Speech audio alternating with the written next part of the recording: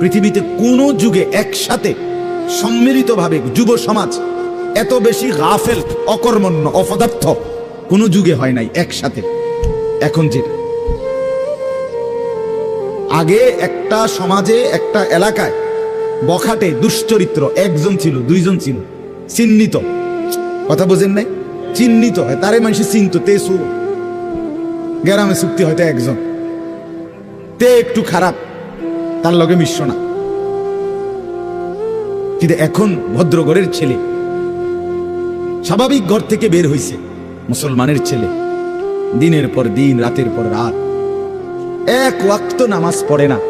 এতে মা বাবারও কোনো আফসোস নাই, এলাকাবাসীরও কোনো আফসোস নাই, পাড়া মহল্লার সর্দার মাতব্বর কারো কোনো আফসোস নাই, কারো মুখে এই নিয়ে কোনো আলোচনা নাই যে কি আমগো এলাকার যে ফোলাফাইন্ডি এগুলা যে কোনো নামাজই পড়ে না, আমগোর সামনে দুষ্টামি করে, হাঁটাহাঁটি করে, আমরা কি এটা বলতে পারি না? এই অনুভূতিটুকু পর্যন্ত লোপ পাইছে। আহ, এত দুর্ভাগ্য মুসলমানের ইতিহাসে আর কখনো হয় না। বেনামাজি আগেও ছিল, কথা বোঝেন নাই, বেনামাজি আগেও ছিল, এতটা গাফেল আগে ছিল, মা বাপ এত অসচেতন আগে ছিল, আগে ছিল। আমার মনে আছে আমরা প্রাইমারি স্কুলে হিন্দু স্যার জমের মতো ভয় পাইতাম, হিন্দু মাস্টার, কিন্তু ভীষণ ভয় করতাম। স্যারে দেখলে মাইরা লেবে, এতটা ছিল একটা সময়। কত আজ থেকে 500 বছর আগে, ঠিক না? আমার বয়স ধরেন 500 বছর, আমি আদি যুগের মানুষ, এরম নি তো। আমার বয়স 42 বছর, রানিং শুরু হয়েছে, 41 শেষ হয়েছে, তাহলে 30 বছর আগের কথা। আমার পড়ালেখার প্রাইমারি ছোটবেলার জীবন 30 বছর আগের কথা না, 30 বছর আগে। তাহলে এই জন্য বললাম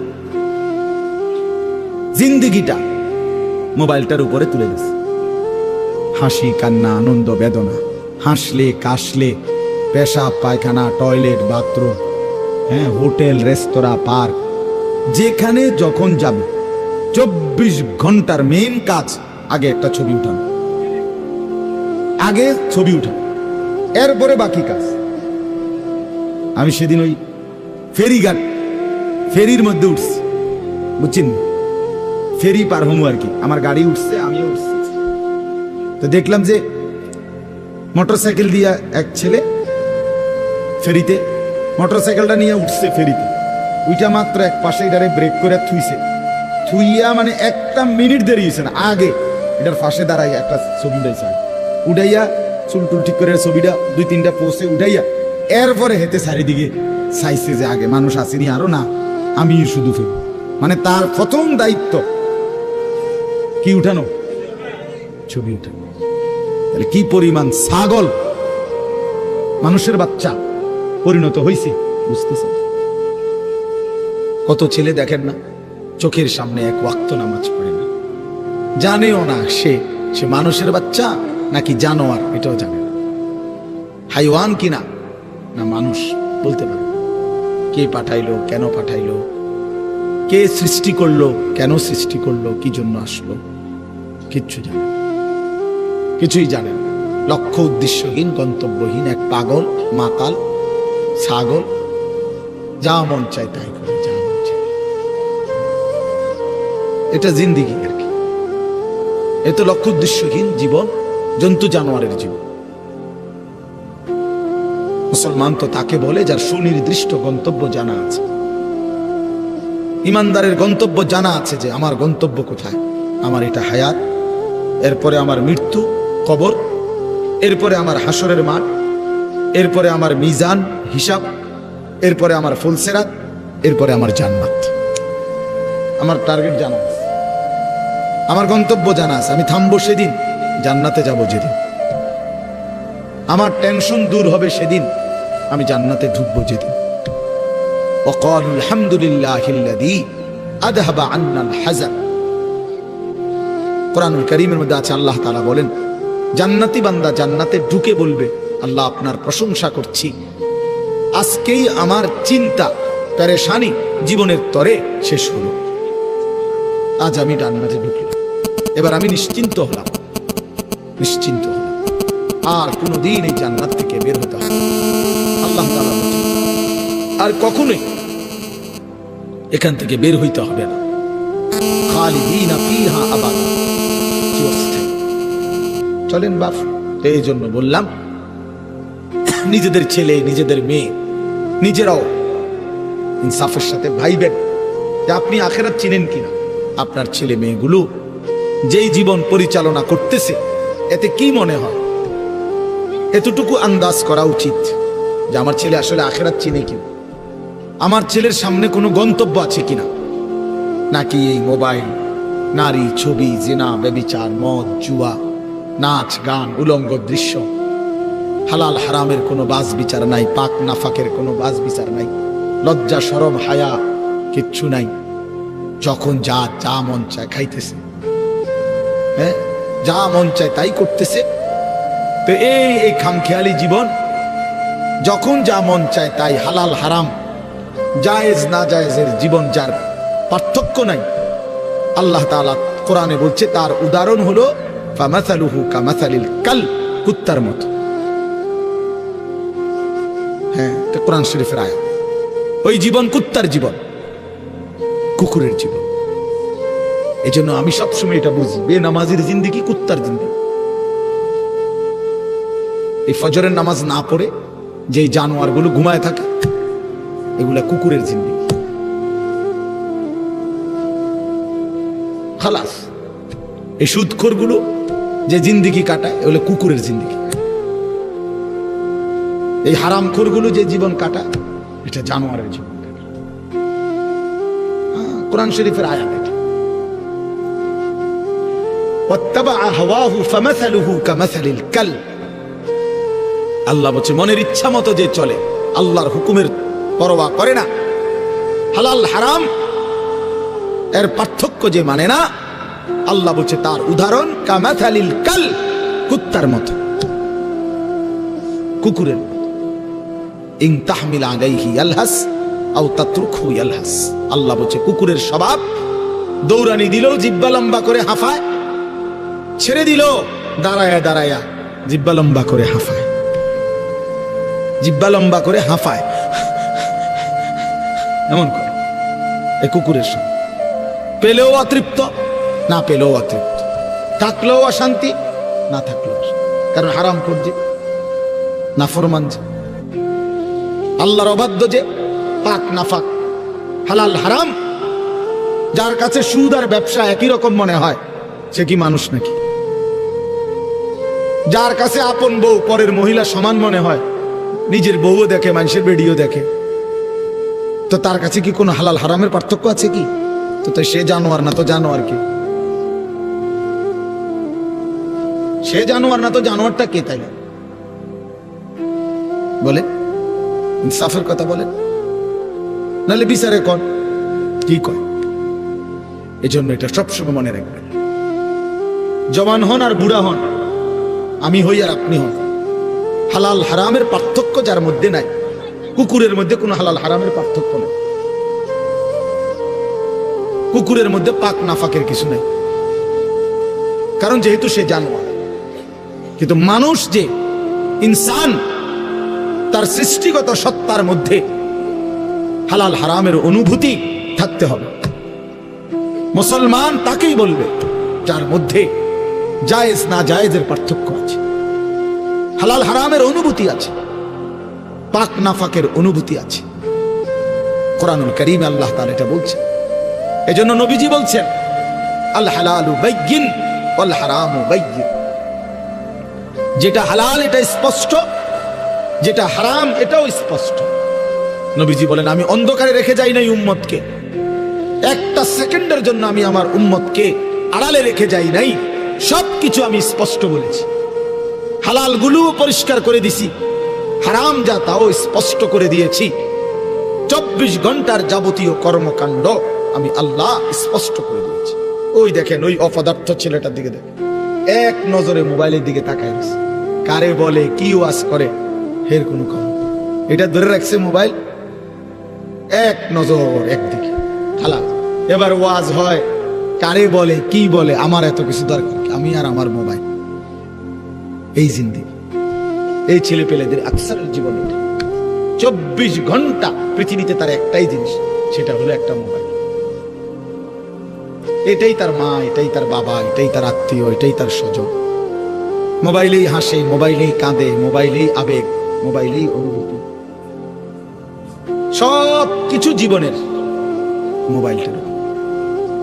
কোত্থেকে আসলো, কে বানাইলো, কে সৃষ্টি করলো, কেন পাঠাইলো, কে আমারে বানাইলো, আমি কোত্থেকে আসলাম, কেন রাত হয়, কেন দিন হয়, আমার কোনো দায়িত্ব আছে কিনা আমার আল্লাহর পক্ষ থেকে, কিচ্ছুর কোনো সামান্যতম বুঝ, বুদ্ধি, আকল, দিমাগ কিচ্ছু।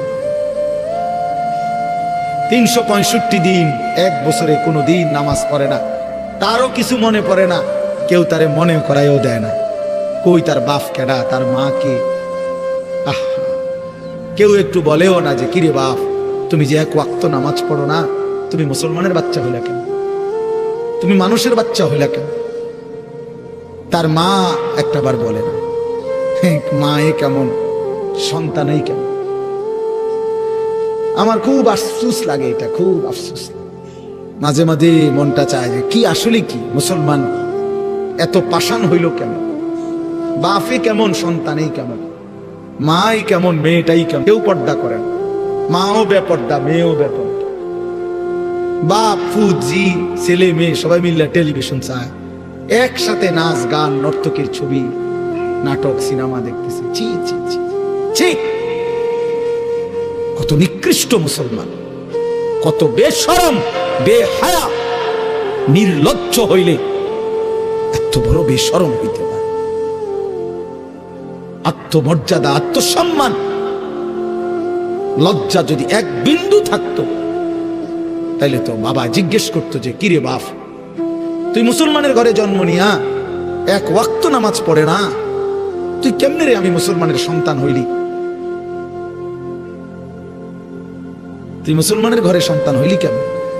আরে এইটা তো আগে বোঝাপড়া করার বিষয় ছিল। তোর বিদেশ, তোর চাকরি, তোর দাখিল, তোর এসএসসি বেড়া, এডি বাদ দে বেড়া, থো বেড়া, এডি পরের কথা বেড়া। আগে তুই মুসলমানের বাচ্চা কিনা আগে এটা বল বেটা।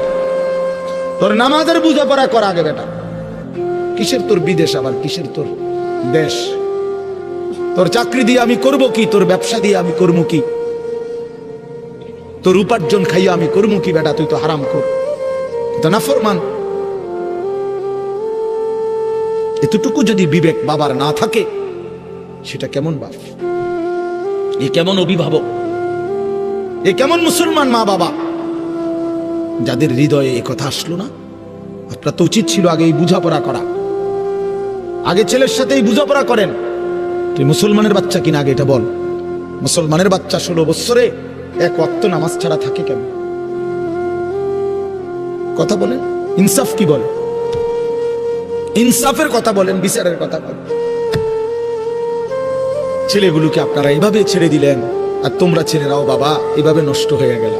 অনাদরে, অবহেলায় এমন সুন্দর জীবন, এমন সুন্দর যৌবন, শরীর, স্বাস্থ্য সব শেষ করে দিলাম। একবারও মনে পড়লো না তোমারও তো শেষ আছে বাপ। রাত যেমন ভোর হয়, দিন যেমন রাত হয়, তোমারও হায়াতও একদিন শেষ হয়। এই জন্য বললাম, মাগফিরাত পাইতে হইলে, এই জাহান্নাম থেকে মুক্তি পাইতে হইলে, গুনাহ মাফ করাইতে হইলে রাসূলুল্লাহ সাল্লাল্লাহু আলাইহি সাল্লামের অনুসরণ জরুরি, ইত্তেবা জরুরি। কোরআনুল কারীমের মধ্যে আল্লাহ তাআলা বলছেন, লাকাদ কানা লাকুম ফি রাসূলিল্লাহি উসওয়াতুন হাসানাহ, আল্লাহর রাসূলের মধ্যে তোমাদের জন্য রয়েছে সর্বোত্তম আদর্শ। লিমান কানা ইয়ারজুল্লাহ, এই দেখেন কার জন্য সর্বোত্তম আদর্শ? আল্লাহ বলছে যে আল্লাহকে পেতে চায়, ওয়াল ইয়াউমাল আখিরা, এবং যে আখিরাতকে পেতে চায়, মানে আখিরাতের মুক্তি, জাহান্নামের প্রাপ্তি, জাহান্নাম থেকে মুক্তি, জান্নাত প্রাপ্তি, এই আখিরাত এক কথা যে চায়। লিমান কানা ইয়ারজুল্লাহ ওয়াল ইয়াউমাল আখিরা, আল্লাহকে যে চায়, আখিরাতকে যে চায়, খোদার কসম আল্লাহ বলে শুধুই কেবল রাসূলের মধ্যেই তার জন্য আদর্শ। ওয়া যাকারাল্লাহ কাসীরা, এবং যে বেশি বেশি আল্লাহ তাআলার জিকির করে, জিকির করে তার জন্য রাসূলের মধ্যেই উত্তম আদর্শ। এজন্য যারা জাকের, যারা নিয়মিত জিকির করে, বিভিন্ন জায়গায় অনেক মানুষ আছে সাধারণ মুসলমান ব্যাপক জিকির আজকার করে, ভালো কথা, কিন্তু জিকির আজকার যে আসলে করে সে রাসূলের অনুসরণ না কইরা পারে না। এই জন্য যার মধ্যে রাসূলুল্লাহ সাল্লাল্লাহু আলাইহি সাল্লামের অনুসরণ নাই, সুন্নতের নমুনা নাই, তোর জিকিরটাও এটা জিকিরের নামে ধোঁকা বেটা, এটা ধোঁকা বেটা, এটা ধোঁকা। নাহলে আল্লাহ বলছে যে আমি আল্লাহর বেশি জিকির করে সে আমার রাসূলের মধ্যেই আদর্শ খুঁজে পায়। ওয়া যাকারাল্লাহ কাসীরা। তাহলে জিকির যদি সত্যিকার জিকির হইতো, আল্লাহ রাসূলের অনুসরণ তার মধ্যে বাড়ত, সুন্নাত মোতাবেক জিকিরও করতে পারে। সুবহানাল্লাহ, সুবহানাল্লাহ। শায়খ সবসময় এটা বলে, হযরত সব সময় বলেন, আল্লামা মুফতি মুশতাকুন নবী সাহেব হুজুর সব সময় এটা বলে যে যেগুলো কি জিকির, এগুলো বলেন কি জিকির। আমরা গুনছি, একের গড়ি ধরা 2 মিনিট। এবার আমার পাশে আমার আরেক সাথী ছিল আমাদের সাথে, এবার নামাজ পড়ছে, কারণ না হইলেও 8 থেকে 10 রাকাত, 8-10 রাকাতের কম হইতো না। 2 মিনিটের বেশি হইতোই না। ও মা, এটা কি নামাজ? 2 মিনিটে কেমনে 10 রাকাত নামাজ পড়ে নিলেন? আপনি সূরা কই, কেরাত কই, তাব্বাতিয়াদা কই, কুল আল্লাহ কই, আতাইয়াতু বললেন কেমনে, দুরূদ শরীফ পড়লেন কেমনে, দোয়ায়ে মাসুরা বললেন কেমনে, আপনি উড়েন কেমনে, বইয়েন কেমনে? এটা কি স্প্রিং নি না জাপানি মেশিন? তো এটা এইবারও দেখছি বিয়া। ও মা, এটা 2 মিনিট লাগছে না, বিশ্বাস 8-10 রাকাত পুরো এলাইবার কিছু না, পুরো এলাইছে সুদা। আস্তাগফিরুল্লাহ, এটা কি আসলে? তাইলে দেখ, আল্লাহর স্মরণ, আল্লাহর জিকির, সুবহানাল্লাহ সুবহানাল্লাহ সুবহানাল্লাহ সুবহানাল্লাহ, কিচ্ছু না, কিচ্ছু না, কিচ্ছু না, আলহামদুলিল্লাহ আলহামদুলিল্লাহ আলহামদুলিল্লাহ, কিচ্ছু না, কিচ্ছু না, কিচ্ছু না, হইছে না, দেনতাম না কেন না, বুঝেন না? এবার কয় আলহামদুলিল্লাহ আলহামদুলিল্লাহ আলহামদুলিল্লাহ, ফেরেশতা কয় না না, হইছে না, লিখতাম না। হ্যাঁ আলহামদুলিল্লাহ কি? হা এটার উচ্চারণ কই? আল্লাহ শব্দের শেষে যে একটা গোল হা আছে ছোট, এটা কই? সুবহানাল্লাহ সুবহানাল্লাহ কইলে তো শুধু লামের মধ্যে শেষ হয়ে যায়, তো আল্লাহ শেষে আর একটা হা আছে না, এটা কই? এসকু উঠে না, এত এসকু উঠে কা, কথা বুঝেন না আপনি? আপনিরা তো এসকু উঠে কা, আপনি দেখেন শুরু না করতে শিক্ষা দিয়ে ওঠেন, কি ঘটনা কি তা? হ্যাঁ, এত জোরে হাল মারেন কেন? এটা কি এসকো? আলগা এসকো কি লইয়া রাখছেন পকেটে নাকি? ঘটনাটা কি? এটা কি কারেন্ট না? আশ্চর্য কথা, কোরআনুল কারীম স্পষ্ট আছে। আর ইলিয়াস ভাই, ওই যে হজ্জের যে আয়াত, যেখানে সূরা বাকারার 8টা আয়াত, ওইখানে পূর্ণাঙ্গ হজ্জের 5 দিনের আমল কি কি ওইখানে সরাসরি আছে কোরআন শরীফে। আয়াতের নাম্বার হলো এই যে, মানে আল হজ্জু আশহুরুম মা'লুমাত ফামান ফারাদা ফীহিন্নাল হজ্জ, এখান থেকে এই 196, ওয়া আতিম্মুল হজ্জ ওয়াল উমরাতা লিল্লাহ, এখান থেকে 196 থেকে 203, 196, 97, 98, 99, 200, 201, 2, 3, এই কয়টা হলো? 8টা। এই হজ্জের 5 দিনের মূল আমল কি আল্লাহ তাআলা এই 5টা আয়াতে উল্লেখ করছে। সূরা বাকারার কত নম্বর বললাম? 196 থেকে 203 নম্বর আয়াত। আপনারা বাংলা পড়লেও বুঝবেন, তরজমা পড়ে নিয়ে। তো ওইখানে স্পষ্টভাবে এই কথা আছে। আল্লাহ তাআলা বলেন, এই হজ্জের 5 দিনের যা আমল, মিনা, আরাফা, মুজদালিফা, আবার মিনা, মেন কাজটা হলো এইখানে হারাম শরীফ, তাওয়াফে জিয়ারত, সাই, এসব মিলাইয়া এইখানের মূল ডিউটিটা কি? এ যাই করবা, আল্লাহ বলছে মিনায় যাবা, আচ্ছা যাইও, আরাফায় যাইবা, আচ্ছা যাইও, মুজদালিফায় আসবা, আচ্ছা আইসো, আবার মিনায় আসবা, আচ্ছা আইসো, আবার আমার ঘরে আসবা, কাবা আইসো। কিন্তু যাই ঘুরতেছো, আসতেছো, যেখানেই যাচ্ছ, আল্লাহ তাআলা বলেন মূল একটা কথা বান্দা মনে রাখবা, সব জায়গায় আমার জিকির করবা বেশি বেশি। টার্গেট কয়টা? একটা মেন টার্গেট, উযকুরুল্লাহ উযকুরুল্লাহ উযকুরুল্লাহ। ফাইদা আফাকতুম মিন আরাফাতিন ফাযকুরুল্লাহ। এই যে আরাফাত থেকে আসতেছো ক্লান্ত, আরে না, জিকির করো, জিকির করো। ফাইদা কাদাইতুম মানাসিকাকুম ফাযকুরুল্লাহ। এরপর ওয়াযকুরুল্লাহ ফি আইয়ামিন মা'দুদাত। মিনায় থাকবা 2 দিন 3 দিন থাকো, তবে আমার জিকির করো, আমার কি করো, বারবার কথা এটা কইছি। এই 8টা আয়াত। তো এখানে একটা মৌলিক কথা আছে, এখানেই দেখেন, এখানে 198 আয়াতের নম্বর আয়াতের মধ্যে বলে রাখছি ওয়াযকুরুহু কামা হাদাকুম, আমি যেভাবে নির্দেশনা দিয়েছি সেভাবে জিকির কর। আমি এটা হুজুরও দেখাইছি, মাওলানা সেরকম কথা। ওয়াযকুরুহু কামা হাদাকুম, আল্লাহ যেভাবে তোমাদেরকে দিক নির্দেশনা দিয়েছেন সেভাবে জিকির করো। এই যে কোরআনের আয়াত, এটা সেভাবে জিকির করো। তাইলে আল্লাহ তাআলা বলেন, আল্লাহর জিকির যে বেশি করে, আল্লাহকে যে পেতে চায়, আখিরাত যে পেতে চায়, আল্লাহ বলেন তার জন্য আমার রাসূলের মধ্যে রয়েছে সর্বোত্তম আদর্শ।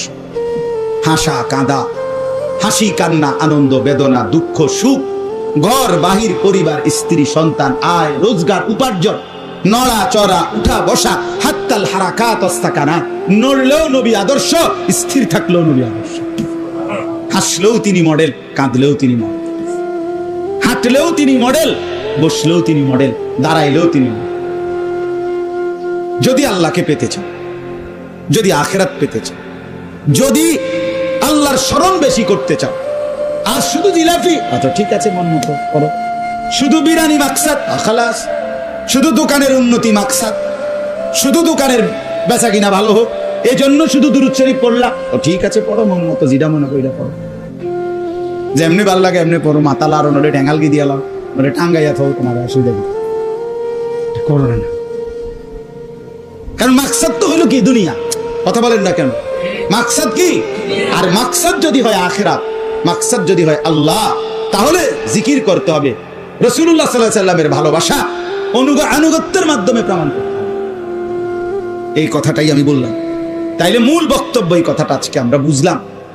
আমাদের প্রিয় নবী সাল্লাল্লাহু আলাইহি ওয়াসাল্লাম, তিনি এই পৃথিবীতে আল্লাহর শ্রেষ্ঠতম নিয়ামত হিসাবে আমাদের জন্য এসেছেন, তিনি আল্লাহ পাঠাইছেন। আল্লাহ নবী বারবার এই কথাটা বলছে, বুইস্তু, আমি প্রেরিত হয়েছি, প্রেরিত হয়েছি, আমারে পাঠাইছে। নবীজি বলতেন, আনা দাওয়াতু আবি ইব্রাহিম, আমার পূর্বপুরুষ, আমার বড় বাপ অর্থাৎ আমার পূর্বপুরুষ ইব্রাহিম আলাইহিস সালাম, আমার আব্বা, উনি আমার জন্য দোয়া করছিলেন আল্লাহর কাছে, আমি সেই দোয়ার ফসল হিসাবে জমিনে আসছি। তাইলে তিনি আসার উদ্দেশ্য একটাই, তার আনুগত্য। তার কি? আনুগত্য, আনুগত্য, আনুগত্য। তাকে দেখে নিজেকে সাজানো। আমাদের আগে মনে করেন আমরা আসছি, কালকে হলো সোমবার, রবিবার দিবাগত রাত 2:30টায় আমাদের ফ্লাইট হয়েছে, মদিনা থেকে আমরা আসছি। তো আমাদের আগের সপ্তাহে, মানে আগের শনিবারে, আমার শায়েখ আল্লামা মুফতি মুশতাকুর নবী সাহেব, হুজুরের কাফেলা, হুজুর সহ ফ্লাইটে হুজুরে বাংলাদেশে আসছে আমাদের 6 দিন আগে। তো আমার কাফেলার হাজি সাহেবদের কয়েকজন আমার কাছে আইয়া বারবার হুজুরের কাফেলার ওলা করে জিঙ্গান না কদ্দুর, ফোনটা দিয়া জমজম ভিতরে ব্যাগে লন যায়নি, তারপরে ওজনের মধ্যে কোনো কি দিছিনি, ওই 23 কেজির বেশি কদ্দুর হইলে সারবনি, এ কথাই রে ঘুরে এ কথা। তাইলে আমি বুঝাইতে চাইছি কোন কথাটা, প্রত্যেকেই আগের কাফেলার খবর নিছে, ওই আলোকে নিজেদেরকে রেডি করছে। কথা বুঝছেন কিনা বলেন? তো রাসূলুল্লাহ সাল্লাল্লাহু আলাইহি সাল্লামকে আল্লাহ বলেন, আমি পাঠাইছি, তাকে দিয়ে আমি সব করাইছি, সব দেখাইছি, তুমি শুধু তাকে দেখে দেখে সামনে রেখে রেখে তাকে অনুসরণ করে তোমারটা সাজায় নিবা। অতএব টেনশন নাই। নকশে কদম নবী কে হে, জান্নাত के रास्ते আল্লাহ से मिलाते हैं সুন্নত के रास्ते। তুমি মোটরসাইকেলের লগে খাড়াইয়া ফেরির মধ্যে ছবি উঠাইয়া ফেসবুকে দিলা, তোমার এটা কোন ছাগলে দেখবো?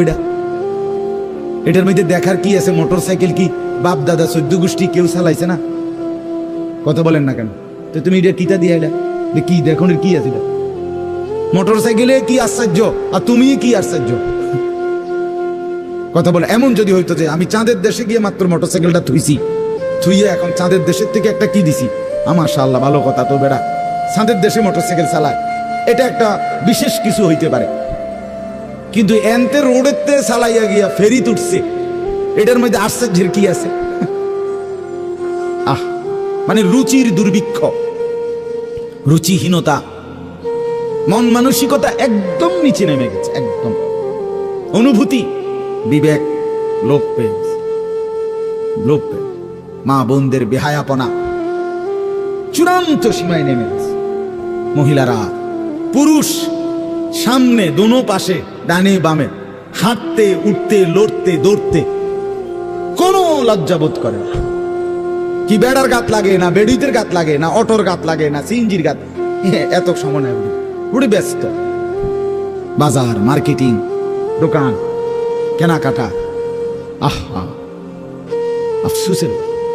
মানে এটাই বললাম আর কি, একসাথে সবাই, অধিকাংশ, বেশিরভাগ অধপতন একসাথে মুসলমানের সমাজে 1450 বছরে আর কখনো এতটা ছিল, অল্প অল্প ছিল, অল্প অল্প,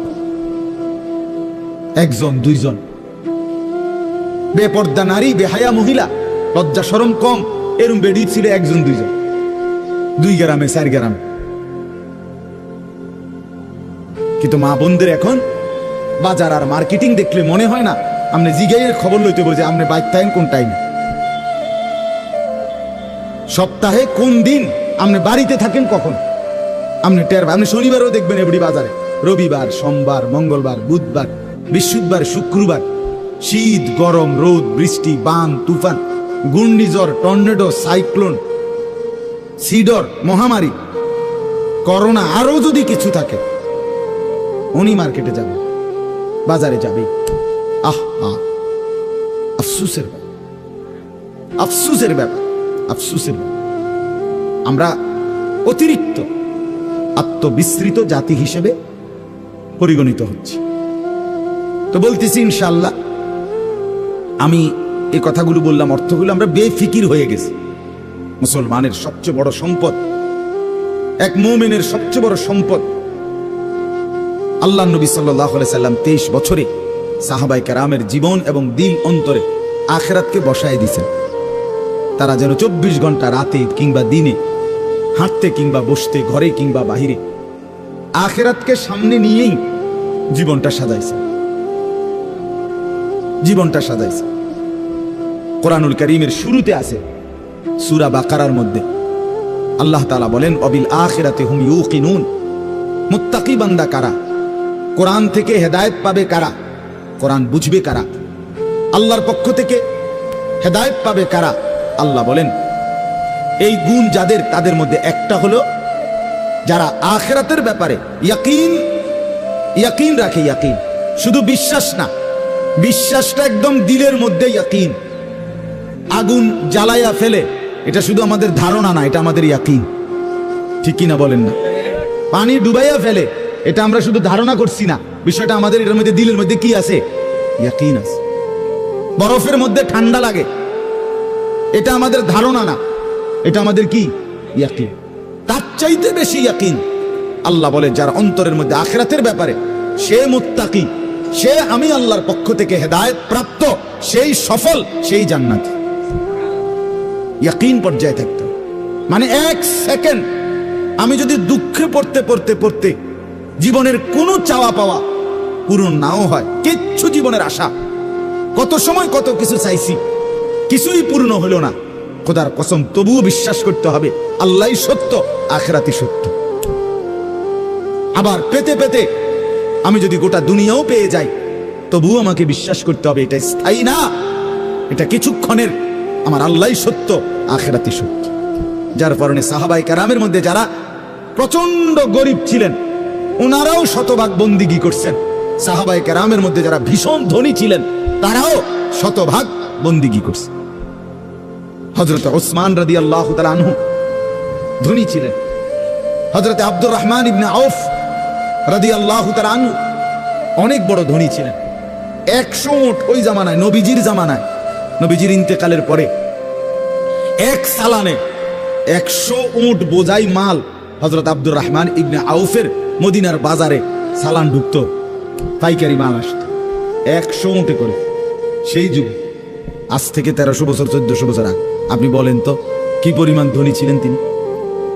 একদিন শুধু হযরত আয়েশা রাদিয়াল্লাহু তাআলা আনহা, নবীজির স্ত্রী, বলছিলেন, আব্দুর রহমান, তোমার এই বিপুল মাল এগুলার হিসাব দিতে দিতে তুমি তো হাসরের ময়দানে ফুলসিরাত পার হতে গিয়া তোমার কোমর বাঁকা হয়ে যাবে। আমরা কিতাবে পড়ছি সাহাবী আব্দুর রহমান ইবনে আউফ, ওনার উট 100 উটের মাল মদিনার বাজারে পাইকারি চালান নামাইতেছিল। তখন উনি এই সময় শুনছে, এই কথাটা ওনার কানে আসছে। সাথে সাথে সবাইকে ডেকে বলছে, ব্যবসায়ীদেরকে, বাজারের লোকদেরকে, তোমরা সবাই সাক্ষী থাকো।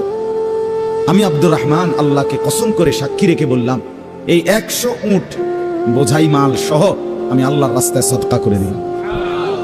বিনিময়ে তবুও আমি কিয়ামতের দিন আখিরাতে ফুলসিরাত বাঁকা হয়ে পার হইতে চাই না, সোজা হইয়া পার হইতে চাই। আখিরাত হারাইতে চাই, পরকাল হারাইতে চাই না। দুনিয়া হারাইয়ে ফেললাম, দুনিয়া হারিয়ে ফেললাম। তোমার প্রতিটা মিনিট সেকেন্ড একাকী প্রকাশ্য, ঘরে বাহিরে, লোকালয়ে, আলোতে, অন্ধকারে, রাত গভীরে, দিনের আলোতে, তুমি যা ভালো করেছো তাও বলবে, তুমি যা মন্দ করেছো তাও বলবে। রাত গভীরে তাহাজ্জুদের নামাজ পড়ছিলা, এই জমিন এখন বলবে। রাত গভীরে জিনা, ব্যভিচার আর মদের আড্ডা, জুয়ার আড্ডায়, নারীর আড্ডায় পড়েছিলা, এটাও এখন বলবে। শুনবে, এখন শুনবে। তখন লোকেরা বলবে, হায় জমিন কেমনে কথা বলে, সম্পদ কেমনে কথা বলে। তো আল্লাহ বলেন, বিআন্না রাব্বাকা আওহা লাহা, এজন্য বলে যেহেতু আল্লাহ তাআলা আদেশ করেছে। আল্লাহ আদেশ করলে তার গোটা সৃষ্টি কথা বলে। তাহলে মূলত জিহ্বায় কথা বলে না, আল্লাহ আদেশ করলে গোশতের এই টুকরাটা কথা বলে। নাহলে যেই লোক, আপনারা কোনো বোবা দেখছেন? কথা বলেন না। বোবা মানুষ দেখছেন কখনো? তো বোবা মানুষের তো জিহ্বা নাই, ঠিক না? আছে না? আছে কিনা বলেন না? তো হে কথা কয় না, কথা বলে না কেন? মানে কথা বলে না কেন? মানে জিহ্বা তো আছে কিন্তু কথা বলে না। বুঝা গেল কি? আল্লাহর হুকুম হলে কথা বলে। যে কানে শুনে না, তার এখান দিয়ে এরকম কান নাই, তো হে শুনে না কেন? তাহলে কানে দিয়ে শুনে না, আল্লাহর হুকুম হইলে শুনে। যে অন্ধ, সে তার কি এরকম চোখ নাই? তো হে দেখে না কেন? মূলত আল্লাহর হুকুম হলেই চোখে দেখে, নাইলে দেখে। তো ঠিক আল্লাহর হুকুম হইলে গোশতের এই টুকরাটা যদি কথা বলতে পারে, আল্লাহর হুকুম হইলে গোটা সৃষ্টিও কথা বলতে পারে, গোটা সৃষ্টিও কথা বলতে পারে। এবার আসেন, এই শেষ ইয়াউমাইদিন ইয়াসদুরুন নাসু আশতাতান লিয়ারাউ আমালাহুম, ফেরেশতারা সমস্ত মানুষকে দলে দলে দলে দলে গ্রুপ গ্রুপ করে ভাগ করে দিবে। আর এই ভাগে ভাগে লোকেরা নিজেদের পুরা জিন্দেগির আমলনামা দেখার জন্য, নেওয়ার জন্য নির্দিষ্ট জায়গায় যাবে। ফেরেশতারা বলবে, যান সামনে যান। সামনে গেলেই আপনার আমলনামা আপনি আপনার হাতে পাবেন, আপনি পড়বেন, আপনি দেখবেন। যান, ওইখানে ফাইল দিতেছে, যান সবাই যান। এই দলে দলে মানুষ যাবে। এইবার আমলনামা যখন হাতে দিবে, আল্লাহ তাআলা বলেন, ফামান ইয়ামাল মিসকালা যাররাতিন খায়রান ইয়ারাহ, এক বিন্দু ভালো যে করেছে সেটাও দেখতে পাবে। ওয়া মান ইয়ামাল মিসকালা যাররাতিন শাররান ইয়ারাহ, এক বিন্দু মন্দ যে করেছে সেটাও দেখতে পাবে। প্রতি সেকেন্ড, প্রতি ঘন্টা, প্রতি মিনিট, প্রতি মুহূর্ত, প্রতি লামহা, প্রতি জাররা সে দেখবে। জাররা এই শব্দটা হলো কোরআনের, এই শব্দটা একটু এতটুকু পরিমাপ তাফসীরের মধ্যে লিখছে, লা জিনাতা লাহা, যেটার কোনো ওজন হয় না, মাপলে কোনো ওজন আসে না, এত সামান্য। মানে এটা 100 গ্রামও না, 1 গ্রামও না, 1 গ্রামও না, 1 গ্রামের অর্ধেকও না, অর্ধেকের অর্ধেকও না। এটা অণুও না, পরমাণুও না, এটা ইলেকট্রনও না, নিউট্রনও না, প্রোটনও না, কিচ্ছু। বিজ্ঞান তো এগুলো ভাগ করছে না, ভাগ করে করে আপনার অণু থেকে পরমাণু, পরমাণুর থেকে এখন আরো ভাগ করছে। এই ইলেকট্রন, প্রোটন, নিউট্রন, এগুলো ভাগ করতে করতে সূক্ষ্ম থেকে সূক্ষ্ম, সূক্ষ্ম থেকে সূক্ষ্ম বিজ্ঞান বাহির করতেছে। কিন্তু জাররা বলে যেটার কোনো ওজনই নাই, কিচ্ছু নাই, এটা এত সামান্য। মানে তুমি যেটারে কিছুই মনে করো নাই, আল্লাহ বলেন ওইটাই তুমি দেখবে, ওইটাই দেখবে। এই জন্য বাপ আমার শেষ রাত গভীরে এই কথাই, আমরা আমাদের একাকী কিংবা প্রকাশ্য, আমরা আমাদের রাত কিংবা দিন, ঘর কিংবা বাহির আড়াল করবার সুযোগ নেই। সুযোগ আছে ভাইয়া? ছেলেরা কাজেই রাতের 3টায় দুনিয়া ঘুমায়, আল্লাহ ঘুমায় না। অশ্লীল ছবি দেখো না। রাতের 3টায় মা ঘুমায়, বাবা ঘুমায়, মালিক ঘুমায় না। রাতের 3টায় মহল্লাবাসী ঘুমায়, কিন্তু আল্লাহ ঘুমায় না। আলাম ইয়ালাম বিআন্নাল্লাহা ইয়ারা। আল্লাহ বলে, বান্দা তুমি জানো আমি কিন্তু সারাক্ষণ তোমাকে দেখি। কতক্ষণ? কতক্ষণ? আল্লাহ দেখেন কখন? এই জন্য আমরা প্রত্যেকে ইনশাআল্লাহ নিয়ত করি যে আমরা আমাদের আখেরাতকে ভাববো, ফিকির করব। আখেরাতের আশায় গুনাহ ছেড়ে দেন, আল্লাহর নাফরমানি ছেড়ে দেন, হালাল পথে জিন্দেগি চালান। একটু কষ্ট হলেও চলে যাবে, পার হয়ে যাবে। ऐसे रहे या वैसे रहे वहां देखना फिर कैसे रहे। বুজুর্গরা বলে এ দুনিয়ায় এমনি থাকো আর এমনি থাকো, কাইট মাইট হইয়া সিটিয়া মিটিয়া উঠতে যা। আসল দেখার বিষয় হলো ওয়াহা কেসে রাহে, সেখানে কেমন থাকবা। এটা হলো এটা শেষ হয়ে যাবে। আজ রাত যার বাসর রাত তারও ভোর হবে। আজকের রাত যার জেলখানায় ফাঁসির রাত তার রাতও কি হয়ে যাবে। অট্টালিকার মানুষটাও মরে যাবে, জীর্ণ কুঠিরের মানুষটাও মরে যাবে। কোনোদিন দুঃখ যে দেখে নাই সেই সুখী মানুষটাও কবরে চলে যাবে। কোনোদিন সুখ যে দেখে নাই সেও মরে যাবে। আমিও না, আপনিও না, বাবাও না, সন্তানও না, মাও না, কেউ না, কেউ থাকবে না, কেউ না, কেউ না। আজকে আমরা কবরবাসীদের স্মরণ করে দোয়া করি, এই আগামী 20 বছর 30 বছরের মাথায় আমাদেরকে স্মরণ করে, আমাদেরকে কবরবাসী মনে করে, আমাদের পরবর্তীরা মনে করে। এই না জিন্দিগি? কথা বলেন না, এই না জিন্দিগি? এই জন্য আমরা ইনশাআল্লাহ সবাই মিলে ফিকির করি নিজের ভালো, নিজের কল্যাণ। এতটুকু যদি কারো বিবেক না থাকে ভাইয়া, তো সে বুঝলো কি? এই জন্য নিজের ভালো দেখেন। ওয়ালা তুলকু বিআইদিকুম ইলা তাহলুকা। আল্লাহ বলছে, বান্দা নিজেরে নিজে ধ্বংসের দিকে ঠেলে দিও না, নিজের এত বড় ক্ষতি করো না বান্দা। এই পৃথিবী তুমি গেলেও থাকবে। এই আমরা যারা মনে করি, হ্যাঁ অনেক বয়স্ক মাঝ বয়সী লোক আছে, আমি থাকতে যদি আমার জি40 একটু ঘর দুয়ার জাগা জমি দলিল টলিল একটু লাইন ফাইন করে দিয়ে যাইতে না পারি, আমি মরলে তারা কেমনে চলবো, কেমনে খাইবো? হেবড়া কয় চা দোয়ানে বইয়া বইয়া হেবড়া কেমনে চলবো তারা? না চাচা, আমনে মরলে আর পৃথিবীতে কামাই রোজগারি উপার্জন সব বন্ধ হয়ে যাবে। আমনেই শেষ কামলা, পৃথিবীর শেষ কামলা আমনে। আমনে মরার পরে মানুষ সব আপনার জি ফুড বহন খাইব, চা দিয়া ভিজাইয়া। না ভাত তরকারি তো নাই, আমনে মরলে কি ভাত তরকারি আমি দিচ্ছি? আমনে মরলে ইট বালু সিমেন্ট ভাত তরকারি চাল ডাল এটি পৃথিবীর থেকে ফেরেশতারা নিব। এটি কথা হইল? কোনো কথা বলেন, এটা কোনো কথা হইল? এই পৃথিবীতে আল্লাহ তাআলা যাকে হায়াত দিছেন তার জন্য রিজিকও রাখছেন। অতএব দয়া করে এই ভুল না করুন। কেন সুদের টাকায়, কিস্তির টাকায়, হারামের টাকায় সন্তানকে আপনি উপার্জনের জন্য দুনিয়া দেশে কিংবা বিদেশে কেন পাঠাইতে হবে? কে বলল আপনি? এই দায়িত্ব আপনার দিল কে? যে আমি বেটা জাহান্নামে গিয়া হইল তোরে বিদেশ পাঠান লাগবো সুদে টিয়া লইয়া, কিস্তিতে টাকা লইয়া। কেন বলেন না? এটা কোনো ইনসাফের কথা হইল? এটা পৃথিবীর কোন আইনে আছে না আল্লাহর কোন আইনে আছে? তো এটা কি? এটা হলো লোভী। লোভী আমনে এবার কলজাটা খুললা চান, এবার কলজার ভিতরে হলো লোভ। এই জন্য এবার কিস্তি লইছে, সুদ লইছে, ফুতেরে টাকার মেশিন বানাইয়া পাঠাইছে বিদেশে, যে তুই শুধু টাকা পাঠাইবি, তোর চাচা জমি বেচবো, তোর জেডায়ও জমি বেচবো, উত্তর দিকের ইন্ডিয়া 10 শতক বেচবো, শুনছি টাকা রেডি রাখতে হবে। নাই তো কি? নাই তো কে বললো আপনারে হারামের মাধ্যমে আল্লাহর নাফরমানি করে স্ত্রী সন্তানের সংসার সাজাইতে? এই সংসার সাজে না, এই সংসার বরবাদ হয়। আল্লাহ তাআলা আমাদেরকে বুঝ দান করেন। চলেন হালালের উপরে চলি, আল্লাহকে রাজি খুশি করে চলি, 5 ওয়াক্ত নামাজের মাধ্যমে জিন্দেগি কাটাই। বলেন আলহামদুলিল্লাহ। আজকের মাহফিল আল্লাহ কবুল করেন, মাদ্রাসা আল্লাহ কবুল করেন।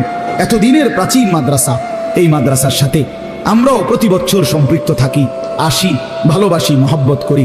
আল্লাহ তাআলা আপনাদের সবার ভালোবাসায় মাদ্রাসাটাকে কিয়ামত পর্যন্তের জন্য কায়েম করে দেন।